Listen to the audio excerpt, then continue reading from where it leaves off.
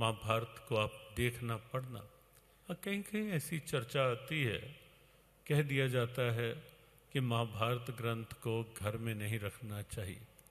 बहुत लोग ऐसा मानने लगते, और गृहस्थी को पढ़ना तो बिल्कुल नहीं चाहिए, ऐसा बहुत लोग कह देते हैं।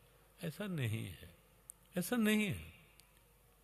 महाभारत ग्रंथ जो है बड़ी दिव्य प्रेरणाओं का ग्रंथ है, विषय नहीं हमारा। बहुत अनूठी प्रेरणाओं का ग्रंथ है, हर क्षेत्र के लिए अद्भुत प्रेरणाएं हैं महाभारत ग्रंथ।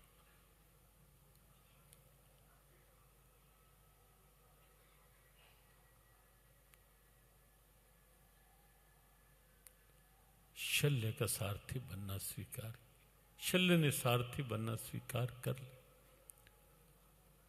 एक और अर्जुन के रथ के सारथी भगवान कृष्ण हैं, एक और कर्ण के रथ के सारथी शल्य हैं।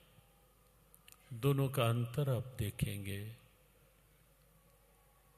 अर्जुन जब जब हतोत्साहित हुआ, भगवान ने सारथी की भूमिका निभाकर क्षुद्रम हृदय दौर्बल्यम त्यक्तोत्तिष्ठ परंतप ऐसे अनेक वाक्यों के द्वारा अर्जुन को प्रबोधित किया,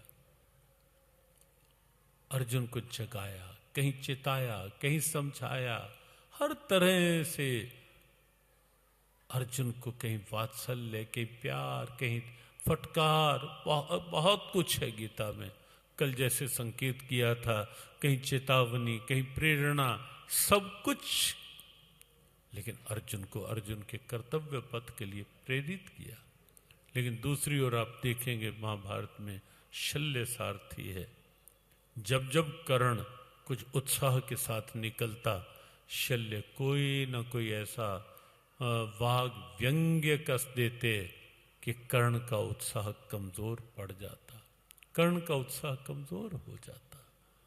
जीवन के रथ के सारथी भगवान को बनाओ, जीवन का साथी प्रभु को बनाओ।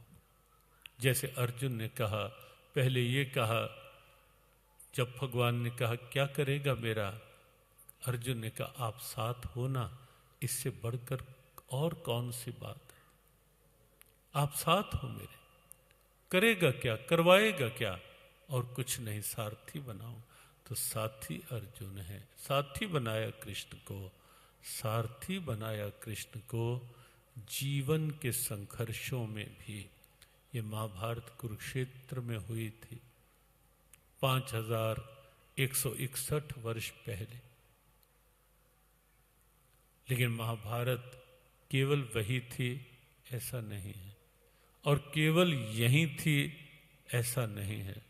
तब महाभारत का वह रूप था, लेकिन आज कहीं न कहीं भीतर वह महाभारत कहीं न कहीं अंतर द्वंद्वों के रूप में कहीं न कहीं विकसित होती दिखती है, विस्तारित होती दिखती है।